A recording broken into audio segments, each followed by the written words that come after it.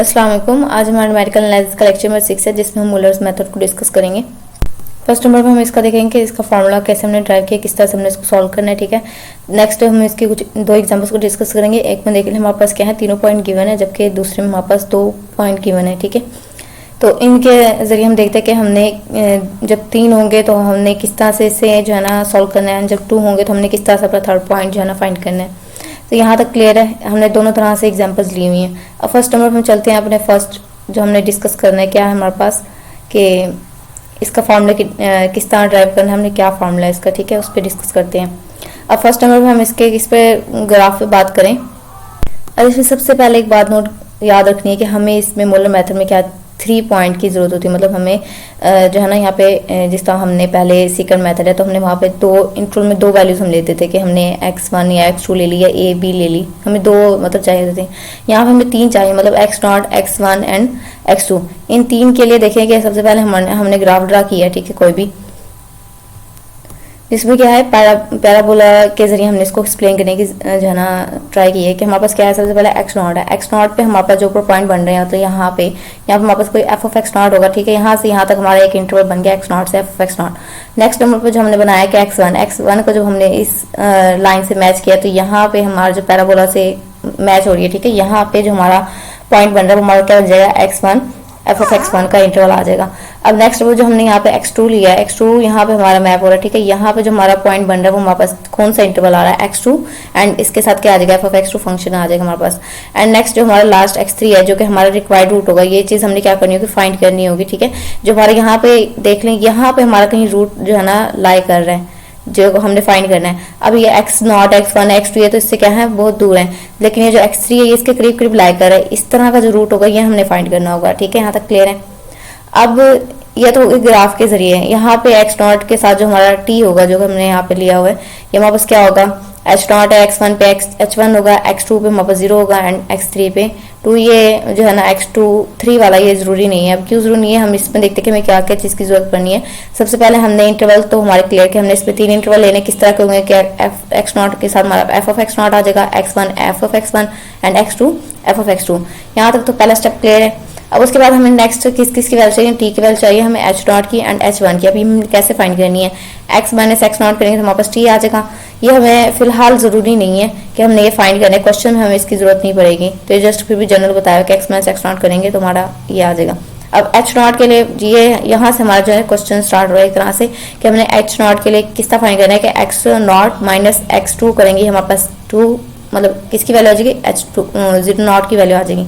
और h1 के लिए हमने क्या करना है कि x1 माइनस x2 करेंगे तो वापस किसकी वैल्यू आ जाएगी, h1 की। अब ये x0, x1 एंड x2 ये तीनों हमें या तो गिवन होंगी या हमें 2 वैल्यू गिवन होंगी तो हमने थर्ड खुद निकालना होगा। यहाँ तक सबको क्लियर है। और उसके बाद हमने क्या करना है, कोई क्वाड्रेटिक इक्वेशन हमने लिए, यहाँ पे पॉलिनोमियल राइट कर लिया कि y इक्वल हमारे पास a t² plus bt plus c। इसको हमने इक्वेशन 4 का नाम दे दिया है। ठीक है, अब यहाँ पे हमने इसमें वैल्यूज पुट करके देखने है कि जब हमारे पास t h0 होगा, ये वाली वैल्यू हमने पुट करेंगे कि जब हमारे पास t h0 होगा, t हमारे पास h1 होगा एंड t हमारे पास 0 होगा तो हमारे पास इस क्वाड्रेटिक इक्वेशन में क्या क्या चेंज आएगा। जब h0 होगा तो जस्ट t की जगह पे हमने h0 पुट कर दिया। ठीक है, और ये हमने कहा कि हमारे पास इक्वल होगा f0 के। f0 हमने कैसे फाइंड करना है कि फंक्शन जो हमें गिवन होगा, फंक्शन में हमने किसकी वैल्यू पुट करें, x0 की वैल्यू पुट करें। ठीक है, जो हमारा आंसर आएगा वो किसका आंसर आएगा, f of 0 का आएगा। यहाँ तक क्लियर है। अब t जब हमने h1 पुट करेंगे तो जहां जहां यहाँ पे क्वाड्रेटिक इक्वेशन पे t है ना, उसकी जगह हमने क्या करना है, h1 पुट कर देना है। h1 पुट करने के सिंपल ये फॉर्म बन गई। यानी इसको हमने कहा कि हमारे पास इक्वल होगा f1 के। f1 सेम किससे हमें मिलेगा, जब हम फंक्शन में क्या पुट करेंगे, x1 की वैल्यू पुट कर देंगे। x1 की वैल्यू पुट करेंगे तो जो हमारा आंसर आएगा वो हमारे पास क्या होगा, f1 का होगा। एंड सिमिलरली जब t की जगह पे हम क्या करेंगे, 0 पुट करेंगे, ये वाली फॉर्म भी 0 हो जाएगी, ये भी हमारे पास 0 हो जाएगा, तो बाकी क्या रह जाएगा, c हमारे पास इक्वल होगा f2 के। f2 भी सेम, जब हम फंक्शन में x2 की वैल्यू पुट करेंगे तो हमें क्या मिल जाएगा, f2 मिल जाएगा। यहाँ तक सबको क्लियर है अभी तक। अब सिंपल जो हमें ये c की वैल्यू मिली है, ये मतलब इक्वेशन 7 इसको हमने इक्वेशन 5 एंड इक्वेशन 6 में पुट की है। ठीक है, अब यहाँ पे c हमारे पास इधर है तो दूसरी तरफ जाके क्या हो जाएगा, नेगेटिव का हो जाएगा। इसकी वैल्यू हमारे पास फंक्शन की f of 2 आई है तो हमने वो यहाँ पे लिख दिया कि हमारे पास f of 2 आ गया। और नेक्स्ट नंबर पे जब 6 पे बात करेंगे तो ये भी इधर पॉजिटिव का इधर नेगेटिव का हो जाएगा तो f1 माइनस f2 लिख सकते हैं ना, तो हमने ये लिख दिया। बेशक यहाँ पे f2 की जगह c भी लिख सकते हैं और f2 भी लिख सकते हैं, मीन c लिख दो या फिर f2 जो भी हो वो लिख सकते हैं। अब ये जो वैल्यूज को हमने किसका नाम दिया कि f0 माइनस f2 को हमने यहाँ पे ई नॉट का नाम दे दिया, एंड यहाँ पे f1 माइनस f2 को हमने E1 का नाम दे दिया कि इनका डिफरेंस E1 के इक्वल है और इनका जो डिफरेंस है वो ई नॉट के इक्वल है। इनको हमने इक्वेशन 8 एंड इक्वेशन 9 का नाम दे दिया। यहाँ तक सबको क्लियर है। अब उसके बाद यहाँ से हमने जो है ना क्रैमर रूल लगाना है। अब क्रैमर रूल हमारे पास क्या होता है कि हमने क्या करना है, जो हमारा मैट्रिक्स होगा सबसे पहले हमने राइट कर लिया कि फर्स्ट मैट्रिक्स हमारा क्या बन रहा है H0 का स्क्वायर एंड H0, नीचे हमारे पास H1 का स्क्वायर एंड H1, ये हमने निकाला यहाँ से, ठीक है। और साथ में A और B है तो ये हमारे पास यहाँ पे आ जाएगा। जब हम इसको मल्टीपल कराएंगे तो हमारे पास यही वाली फॉर्म बनेगी जो यहाँ पे राइट की हुई है, ठीक है। उसके बाद ये इक्वल आ जाएगा, ये वाला जो E नॉट E1, ये हमारे पास मैट्रिक्स आ गया। अब इसको हमने क्या किया, H का नाम दिया, इसको हमने A का नाम दिया और इसको हमने E का नाम दिया। अब ये हमारे पास सब कैपिटल से हमने नोट करते हैं मैट्रिक्स को, तो हमने कैपिटल लेटर लिया हमें। यहाँ तक सबको क्लियर है। अब हमने क्या करना होता है, H हमारे पास है ये H1, ये है H1 हमने कैसे लिया है, जब यहाँ पे जो है ना जस्ट पहले वाले कॉलम में हमने E नॉट E1 की वैल्यू पुट करेंगे तो हमारे पास H1 आ जाएगा, एंड जो सेकंड कॉलम है वो सेम रहेगा। जब हमें H2 चाहिए तो हमने H2 में सेकंड कॉलम में ये वाली वैल्यू पुट करनी है कि E not E1, first column हमारा सेम रहेगा। यहाँ तक सबको क्लियर है अभी तक। अब क्रैमर रूल ये होता है कि हमें ए की वैल्यू चाहिए तो हमने H1 का डिटर्मिनेंट डिवाइड करेंगे H के डिटर्मिनेंट पे, तो हमें ए की वैल्यू मिल जाएगी, एंड बी की वैल्यू के लिए हमने क्या करना है H2 का डिटर्मिनेंट को डिवाइड करवाना है H के डिटर्मिनेंट पे, तो हमें बी की वैल्यू मिल जाएगी। अब यहाँ पे इसका डिटर्मिनेंट H का निकाला तो हम कैसे निकालते हैं कि हमने इसको इससे मल्टीपल करवाना है, सब्ट्रैक्ट का साइन आ जाएगा और इसको इससे मल्टीपल करवाना है। यहाँ तक क्लियर है। तो ये देख लें, अगर H का डिटर्मिनेंट हमारे नीचे राइट किया हुआ है, ठीक है, तो हमने क्या किया H0 का स्क्वायर H1 आ गया। यहाँ तक क्लियर है। सब्ट्रैक्ट का साइन आ गया एंड इसको इससे मल्टीपल कराया तो हमारे पास क्या आ गया H1 का स्क्वायर एंड H0। यहाँ तक क्लियर है। अब इसे नीचे वाले को सॉल्व करें तो हमने यहाँ से क्या लिया H0 एंड H1 को कॉमन लिया तो अंदर हमारे पास क्या रहेगा H0 माइनस H1। यहाँ तक सबको क्लियर है। हमारा H का डिटर्मिनेंट है एंड ऊपर हमें किसका चाहिए H1 का डिटर्मिनेंट चाहिए, तो H1 हमारे पास ये है, इसको इससे मल्टीपल कराएंगे क्या आ जाएगा E नॉट H1, सब्ट्रैक्ट का साइन आ जाएगा, इसको इससे मल्टीपल कराएंगे तो हमारे पास क्या आ जाएगा E1 H0। यहाँ तक क्लियर है।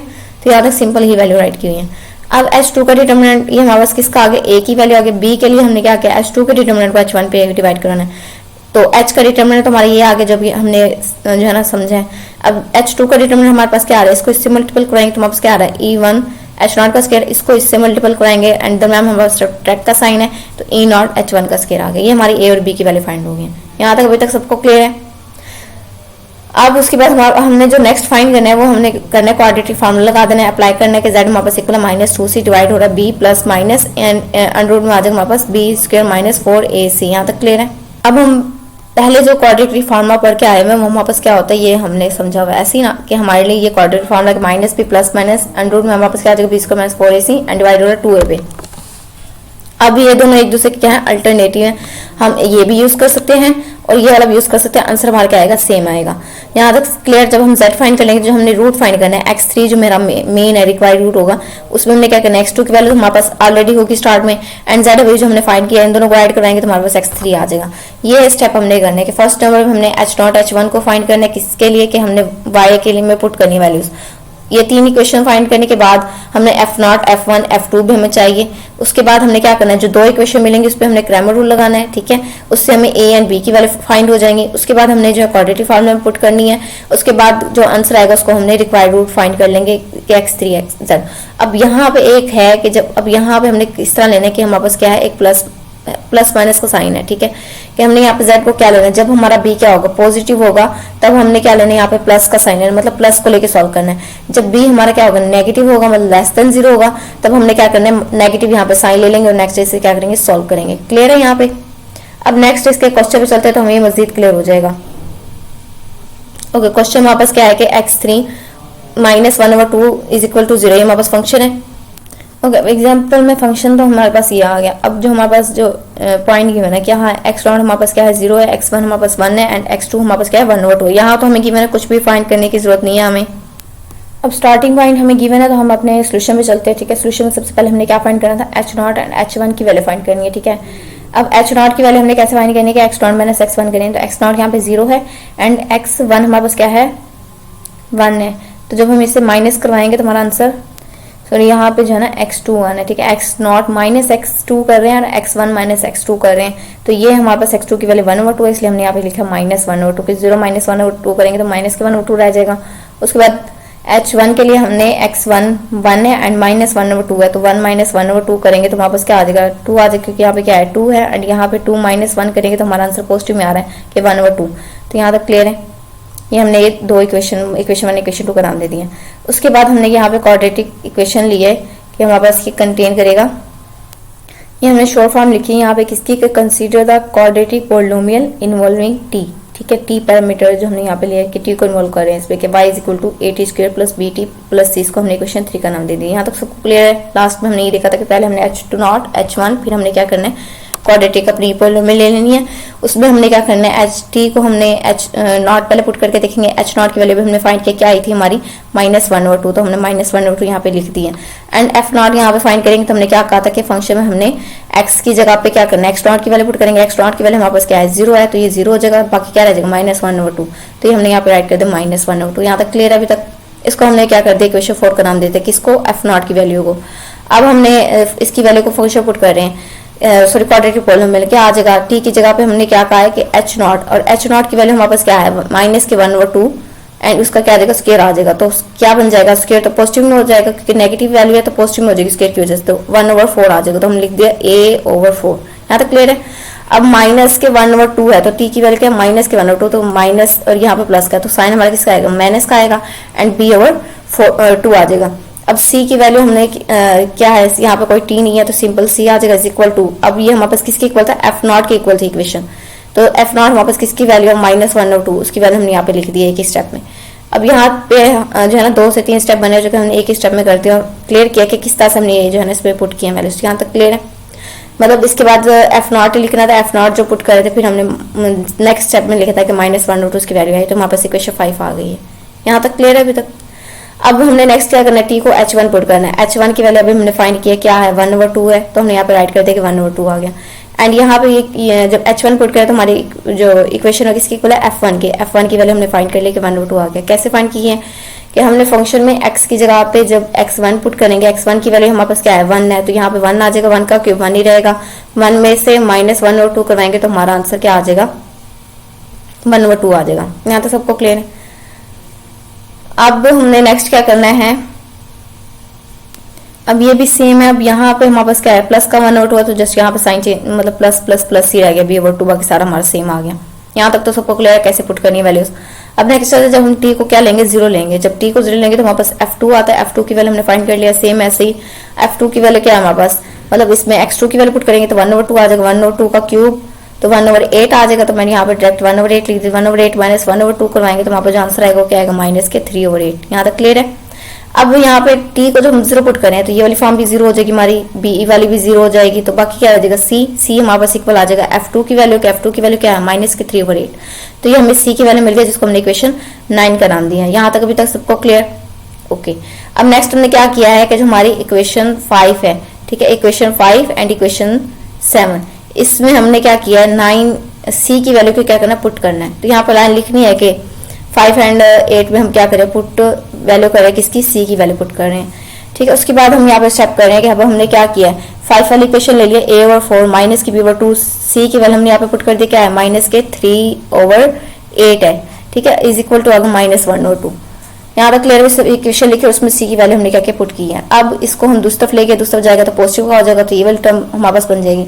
इधर हमने इस टर्म का भी क्या लिया एलसीएम ले लिया, क्या आ जाएगा 4, ऊपर हमारे पास क्या आ जाएगा 4 1 4 है तो 1 से मल्टीपल होगा अगर a तो हमारे पास a ही रह जाएगा माइनस, उसके बाद 2 2 4 होता है तो 2 को हमने 2 से b से मल्टीपल कराएंगे तो हमारे पास 2 भी आ जाएगा। यहाँ तक सबको क्लियर है। इधर भी हमने सेम एलसीएम लिया है, हमारे पास इसका एलसीएम 8 बन रहा है। 2 4 8 होता है तो 4 को 1 से मल्टीपल कराएंगे तो -1 है तो माइनस का 4 आ जाएगा, प्लस एंड 8 1 8 तो हमारे पास 1 से मल्टीपल कराएंगे 3 को तो हमारे पास 3 रहेगा। यहाँ तक क्लियर। अभी तक एलसीएम लिया सिंपल। अब यहाँ पे हमने क्या किया a-2 भी इधर रहेंगे, इधर 4 डिवाइड होता, इसी स्टेप में हमने क्या किया इसको इधर ले गया मल्टीपल करवा दिया। यहाँ पे हमारे पास माइनस का 4 + 3 है तो -1 आ गया, डिवाइड हो रहा है 8 पे, ठीक है। एंड ये 4 से मल्टीपल होगा तो ये हमारे पास क्या आंसर आ जाएगा -1/2 आ जाएगा, ठीक है। अब ये 2 हम दूसरी तरफ ले गए नेक्स्ट स्टेप में तो हमारे पास 2a - 4b is equal to इधर -1 बचा तो -1 आ गया, इसको हमने इक्वेशन 10 का नाम दे दिया। यहाँ तक क्लियर है। अब जब इक्वेशन 7 में c की वैल्यू पुट करेंगे तो हमने सेम ही इसी तरह स्टेप करने के c की वैल्यू पुट करेंगे दूसरी तरफ ले जाएंगे एलसीएम लेंगे तो वहाँ पर जो इक्वेशन बनी वो क्या बन रही है 2a + 4b = 7, इसको हमने इक्वेशन 11 का नाम दे दिया। यहाँ तक सबको क्लियर है। अब नेक्स्ट हमने कहा था कि इस पे हम क्वाड्रेटिक जो हमें दो इक्वेशन मिलेंगी, इस पे हमने क्या करना है, क्रैमर रूल लगा के ए एंड बी की वैल्यू फाइंड करनी है, ठीक है, ए एंड बी की वैल्यू ये हमने यहाँ पे राइट करिए। ए हमारे पास 1.5 आ रहा है एंड बी हमारे पास क्या आ रहा है 1 आ रहा है। अब एग्जाम टाइम में हमारे पास क्या हो, टाइम कम हो तो हम इससे डायरेक्ट कैलकुलेटर से जो है ना सॉल्व करना सीखते हैं, कैलकुलेटर से हमने इसको कैसे फाइंड करना है। ओके अब हमें क्या चाहिए, इक्वेशन वाली फॉर्म हम लेंगे, तो हम मोड प्रेस करेंगे, मोड प्रेस करने के बाद 5 ये नजर आ रहा है, इस पर इक्वेशन लिखा, हमने 5 प्रेस किया तो हमारे पास इक्वेशन वाली फॉर्म आ जाएगी। अब हमें किस टाइप की चाहिए कि हमारे पास दो हैं, ए माइनस मतलब ए बी वाली फॉर्म वाली हमने लेनी है, इज इक्वल टू जिसके आ जाए, तो ये हमारे पास A X plus B A Y is equal to C लिखा हुआ है, तो ये वाली पहली इक्वेशन हम सेलेक्ट करें क्योंकि हम इस फॉर्म की इक्वेशन चाहिए, तो हमने सेलेक्ट कर लिया। अब फर्स्ट नंबर पे हमने जो पुट करनी है वैल्यू, फर्स्ट इक्वेशन में क्या है हमारे पास 2 है, तो हम यहाँ पे क्या कर देंगे 2 को प्रेस कर देंगे, हमारे पास 2 आ गया एंड इक्वल प्रेस करेंगे तो हमारे पास ये वैल्यू देखिए यहाँ पे पुट हो गई है, ठीक है। एंड यहाँ पे हमारे पास क्या है बी सेकंड वैल्यू क्या है, इधर हमारे पास माइनस के 4 है, तो माइनस के 4 लिखेंगे हम, ठीक है, इक्वल प्रेस करेंगे तो ये देखिए यहाँ पे हमारे पास माइनस का 4 आ गया। एंड सी मतलब ये जो इक्वेशन के इधर -1 है तो ये हमारे पास क्या लिख देंगे हम -1, इक्वल प्रेस करेंगे तो ये अपनी जगह पे यहाँ पे आ गया। अब सेकंड इक्वेशन में देखें 2 है, सबसे पहले हमारे पास 2 हमने लिखा, इक्वल प्रेस करेंगे तो ये देखिए हमारे पास इस जगह 2 आ गया। एंड उसके बाद 4 है हमारे पास, 4 भी है तो हमने 4 प्रेस किया, इक्वल प्रेस करेंगे तो ये हमारे पास इस जगह पे आ जाएगा। नेक्स्ट हमारे पास 7 है, 7 प्रेस करेंगे तो इक्वल प्रेस करेंगे हमारे पास ये आ गया। अब यहाँ पे हमारी इक्वेशन थी एक्स वाई में थी, जबकि हमें ए बी मतलब जो हमारा एक्स होगा वो हमारा ए की वैल्यू होगी।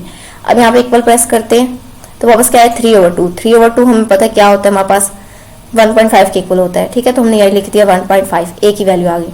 अब नेक्स्ट दोबारा से इक्वल प्रेस करेंगे तो वाई की वैल्यू आ जाएगी, जो कि हमारे यहाँ पे क्या है बी है, क्या है 1 है, तो ये हमने क्या लिखते हैं बी इज इक्वल टू 1। यहाँ तक सबको क्लियर है कैसे फाइंड करनी है।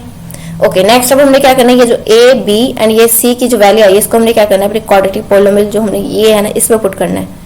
जब हम इस पर पुट करेंगे तो हमारे पास जो इक्वेशन बनेगी वो ये बनेगी कि हमने क्या करना है 1/8 कॉमन ले लेंगे, इसे पुट करें तो 1.5 टी का स्क्वायर आ जाएगा प्लस बी की वैल्यू 1 है तो टी रह जाएगा प्लस सी की वैल्यू क्या है -3/8 है। इसकी वजह से हमने क्या करेंगे इसका एलसीएम लेंगे, 8 आ जाएगा, ऊपर जो वैल्यू बनेगी वो हमारे पास क्या आ रही है 12 आ जाएगा, टी स्क्वायर आ जाएगा प्लस 8t -3, जो नीचे 8 डिवाइड हो रहा है उसको हमने साइड पे निकाले 1/8, ठीक है।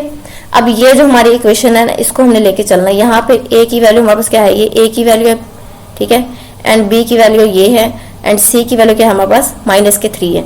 इसको हमने क्या करना है अपने जो फॉर्मूला क्वाड्रेटिक उसमें पुट करना है। अब दोनों फॉर्मूलाज में हम क्या करेंगे पुट करके देखेंगे ताकि आप लोगों को क्लियर हो जाए कि जो बोल रहा है कि ये दोनों क्या है, दूसरे का अल्टरनेटिव है, ये पुट कर लें या ये पुट कर लें, हमारा जो आंसर वो सेम ही रहेगा, तो दोनों तरह से पुट करके दिखा देते हैं हम, ठीक है। फर्स्ट नंबर पे हम डायरेक्ट पुट कर लेंगे तो पहले ये पे चेक कर लेते हैं बी हमारा क्या पॉजिटिव है, अगर पॉजिटिव होगा तो हमने क्या लेना है इसके साथ प्लस का साइन लेंगे, अगर बी हमारा क्या नेगेटिव है तो हमने क्या करना है इसके साथ नेगेटिव का साइन लेना है। अब बी देख लें हमारे पास क्या है प्लस का 8 है मतलब पॉजिटिव है तो हम इसके साथ क्या लेंगे प्लस का साइन लेंगे। यहाँ तक क्लियर हो गया। अब हम इसके डायरेक्ट फॉर्मूले में पुट करते हैं।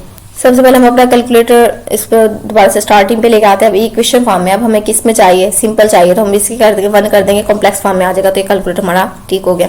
अब हमने इसमें क्या करना है, हमें सबसे पहले तो फ्रैक्शन फॉर्म में चाहिए, ऊपर हमारे पास क्या माइनस का 2c है तो हमारे पास क्या आ जाएगा -2 एंड c की वैल्यू हमारे पास क्या है। ओके अब ये देख लो सिंपल हमने इसमें क्या किया वैल्यूज पुट की हैं, c की जगह -2, c की जगह -3 था, -3 आ गया एंड डिवाइड फॉर्म में 8, अब हमने प्लस लिया है। यहाँ तक क्लियर ना क्यों लिए, क्योंकि ए बी की वैल्यू हमारे पास पॉजिटिव है। नेक्स्ट स्क्वायर रूट के अंदर हमने सारी वैल्यूज कर दी हैं, पुट कर दी है, चेक कर सकते हैं आप, ठीक है। बी की जगह पे 8 आ गया, ए की जगह पे 12 एंड सी की जगह -3। अब हम इक्वल प्रेस करने लगे, इक्वल प्रेस करेंगे हमारा आंसर आया, तो ये हमारे पास क्या आंसर आ रहा है 0.267, ये देखिए हमने राइट किया 0.267। इसको हम 9 को इधर अगर कर दे तो हमारे पास 6 बन जाएगा ऐसे, क्योंकि 5 इधर हमारे पास क्या है 5 से बड़ी वैल्यू है। तो यहाँ तक क्लियर है, ये आंसर आ रहा है। अब नेक्स्ट हम इस फॉर्मूले में भी पुट करके देख लेते हैं कि हमारा आंसर क्या आ रहा है। अभी हमने इसके लिए चेक किया फर्स्ट वाले के, अब सेकंड वाले के लिए चेक करते हैं। तो हम इसको क्या करेंगे दोबारा से फ्रैक्शन फॉर्म में ले जाते हैं। हमने क्या चाहिए -b चाहिए तो पहले माइनस आ जाएगा, b हमारे पास क्या है 8 है तो हमने 8 लिख दिया एंड हमने साइन किसका लेना है प्लस का लेना है, क्योंकि हमारा b पॉजिटिव है तो प्लस आ जाएगा। अंडर रूट में हमारे पास क्या आ रहा है b का स्क्वायर आएगा सबसे पहले, तो b हमारे पास क्या है 8 है, 8 का स्क्वायर आ जाएगा, ठीक है। यहाँ तक क्लियर है। उसके बाद हमने क्या करना है -4, अब a की वैल्यू हमारे पास क्या है 12 है तो हमारे पास 12 आ जाएगा, ठीक है। उसके बाद हमने क्या करना है c की वैल्यू हमारे पास क्या -3 है तो -3 आ जाएगा। यहाँ तक क्लियर है। एंड नीचे लेके जाएंगे इससे तो हमारे पास नीचे क्या आ रहा है 2a है, 2 इंटू a की वैल्यू हमारे पास क्या है 12 है तो हमारे पास आ गया 12। यहाँ तक क्लियर है। अब इक्वल प्रेस किया तो ये देख लो बस 0.2676 यही आंसर आ रहा है दोनों तरह से, जो भी फॉर्मूला पुट कर लें आंसर हमारा सेम ही है। अब यहाँ तक सबको क्लियर है। अब नेक्स्ट हमें क्योंकि z की वैल्यू मिल गई तो सिंपल हमने x2 की वैल्यू हमारी क्या आई थी, ये है 1/2 है, ठीक है। तो इसमें जस्ट ऐड करवाना है, यहीं पे ऐड करवा लेते हैं कि हमारे पास क्या आ जाएगा, प्लस 1/2 करना है हमने। ये देख लो हमारा जब आंसर में हमने +1/2 किया तो हमारा आंसर क्या आ रहा है 0.7676। तो ये हमारा आया x3 का, ये हमारा क्या रिक्वायर्ड रूट है। यहाँ तक आपसे सबको क्लियर होगा कि हमने कैसे क्या फाइंड करना है। अब नेक्स्ट एग्जाम्पल हमने राइट किया वो देखते हैं। अब इसमें जस्ट हमने ये डिस्कस करना है नेक्स्ट स्टेप, तो ऑलरेडी आप लोग सब क्लियर होंगे कि अब यहाँ पे हमारे पास क्या है, 2 पॉइंट गिवन है कि 2 इनिशियल पॉइंट गिवन, जबकि हमें क्या चाहिए 3 पॉइंट चाहिए। स्टार्टिंग पॉइंट हमें 3 चाहिए जबकि यहाँ पे 2 है। तो हमने क्या करना है, या तो हम इन दोनों के दरमियान से जो है ना 3 पॉइंट ले लें, कि हम ले सकते हैं कि हमने x0 को लिया है 2, ठीक है, एंड x1 हम ले लेते हैं इसके दरमियान से कोई 2.4 ले लेते हैं, ठीक है, एंड x3 को हम ले लेते हैं 3, ठीक है। बस ये याद रखना है जो हमारा रूट है ना वो किसके दरमियान लाई कर रहा हो, इनिशियल पॉइंट के दरमियान लाई कर रहा हो जो हमें गिवन होगी। जैसे हम लास्ट क्वेश्चन में देखें कि हमारा जो आंसर आया क्या वो उन्हीं पॉइंट के दरमियान में आया। हमारा रिक्वायर्ड रूट क्या है 0.76 मतलब 0.7 समथिंग है। अब यहाँ पे हमें 1/2 से 1 तक हमें वैल्यूज गिवन है, ठीक है। तो इसके दरमियान में ये है ना जो हमारा रूट आया। इसी तरह हमें जो भी नेक्स्ट देखने अब इसका भी जो रूट आना चाहिए उन्हीं के दरमियान में आना चाहिए, 2 और 3 के दरमियान में। अब ये हमने इस तरह से भी सिलेक्ट कर सकते हैं, ठीक है। या हम x0 जो है ना मतलब जो हमने पहले वैल्यू सिलेक्ट करनी है वो क्या होनी चाहिए, इससे छोटी होनी चाहिए कि जो हमें गिवन नहीं है। तो ये 1 ले सकते हैं हम, इसको x2 को हम क्या ले सकते हैं 2 ले सकते हैं, ठीक है, एंड x3 को हम क्या कर सकते हैं 3 ले सकते हैं। या तो हम ये ले सकते हैं, या हम क्या करें तीनों के तीनों ही रूट जो हमने लेने हैं इनिशियल पॉइंट वो 2 और 3 के दरमियान से ले लें। पहला पॉइंट हम ले लेते हैं 2.3 ले लो, ठीक है, 2.7 लिया हमने और 2.9 ले लिया। तो यहाँ तक बात क्लियर हो रही है कि हमने जो रूट लेने वो इन्हीं के दरमियान में से लेने हैं, या हम ये दोनों स्टार ले लें इसके दरमियान से ले लें, या जो ये x1 होना चाहिए हमारे पास क्या होना चाहिए x1 x3 2 से क्या होना चाहिए स्मॉल होना चाहिए। तो यहाँ तक बात क्लियर है। इस तरह से हमने क्या करना है इसके रूट सेलेक्ट करने हैं। तो आज के लेक्चर में नहीं डिस्कस करना था, अगर इसमें कोई भी इश्यू हो तो आप लोग मुझसे पूछ सकते हैं। अल्लाह हाफिज़।